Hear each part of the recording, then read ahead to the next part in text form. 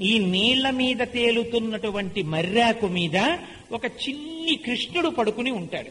ఈ పడుకున్న కృష్ణుడు నిద్రపోతూ ఉంటాడు. ఎంత చిత్రంగా ఉంటుందంటే ఆ మూర్తి మీరు చూసి తీరాలి ధ్యానంలో. ఆ చేత్తో కాలు పట్టుకుంటాడు. పట్టుకుని ఆ కాలు బాగా దగ్గరగా లాక్కుని కాలి బొటన వేలుని తన నోట్లో పెట్టుకుని చీకుతూ ఉంటాడు. అలా నోట్లో చీకుతుంటే ఈ కాలు ఇలా తీసి నోట్లో పెట్టుకున్నాడేమో కనపడుతుంటుంది. అమ్మ కట్టినటువంటి చిన్ని లంగోట లాంటిది ఒకటి ఉంటుంది. పెట్టుకుని ఒక కాలు మాత్రం ఇలా చాపి కొంచెం వంచి పడుకుంటాడు. పడుకుని ఈ రెండు చేతులతోటి ఇలా పట్టుకుని ఆ బొటన వేలు చీకుతుంటాడు.